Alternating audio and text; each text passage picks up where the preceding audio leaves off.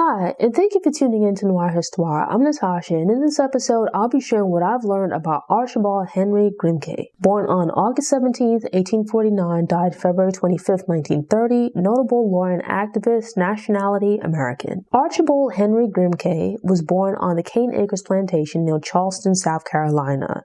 His father, Henry Grimké, was a lawyer and member of the slave-owning planter class. Due to his mother, Nancy Weston, being the Grimké family's enslaved nurse, Grimké was considered to have been born enslaved. Despite being born into bondage, for a time Grimké was afforded some degree of privilege as he was allowed to attend school. But Grimké's immediate family's lifestyle changed after his father died unexpectedly when he was around 11 years old. Grimké's father had left instructions for Grimké, his mother, and his brothers to continue to be treated as though they were members of the family, which they were. But instead, Grimké and his brother were sent to work in the household of their father's son, their half-brother, as servants, and were hired out as laborers. Like many other slaves, Grimké was able to use the activity of the Civil War to his advantage and managed to slip away. Though to avoid recapture, he had to remain in hiding with family members until the war's official end. One of his brothers, Francis, was less fortunate as he was sold to a Confederate officer after being deemed rebellious. Unable to escape, Francis had to wait until the war's end for emancipation. The end of the Civil War brought a sort of return to the lifestyle that had been provided by his father. Grimké resumed his education by first enrolling at the Morris Street School. With the assistance of abolitionists, Grimké and his brothers relocated to Pennsylvania. Thus, within 2 years of the war's end, Grimké was attending Lincoln University, from which he would obtain bachelor's and master's degrees. While attending Lincoln, Grimké and his brothers were mentioned in an article about the school and its students. The mention of their relatively uncommon name called the attention of Angelina Grimké Weld. It turned out that Weld was one of Henry Grimké's two sisters who had disagreed with slavery and relocated to the North. Upon discovering the connection, Weld and her sister Sarah acknowledged the Grimké boys and their mother as relatives. They provided them with assistance at Lincoln and their later relocation to Boston, Massachusetts. In 1872, Grimké enrolled at Harvard Law School, becoming one of its first black students. Upon graduation, Grimké worked for a time at William Bowditch law firm before establishing a practice.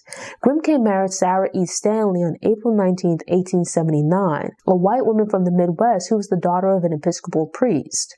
The marriage ended 4 years later but produced a daughter, Angelina Weld Grimké. After spending a few years in her mother's care, Angelina went to live with Grimké and never saw her mother again. While Sarah later died by suicide, Angelina grew up to become a notable poet and writer. During the 1880s, Grimké was deeply involved with politics and social issues, first via the Republican and later the Democratic Party. At different times during this period, Grimké served as editor of a political paper and justice of the peace. He was particularly active on the issue of equal rights for black people in opposition to the figurative efforts to re-enslave black people following Reconstruction. Grimké also fervently supported equal rights for women at a time when many supported one or neither of the equality issues. Grimké was a member of Frederick Douglass's organization that aimed to address the need for education for black people. He stood in opposition to Booker T. Washington's accommodationist ideology, and despite becoming a member, felt the Niagara movement didn't go far enough. From the mid to late 1890s, Grimké served as counsel to the Dominican Republic, then Santo Domingo.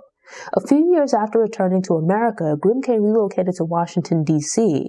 He spent 13 years as president of the American Negro Academy and was a founding member of the NAACP. Over time, Grimké became increasingly involved in leadership roles within the NAACP.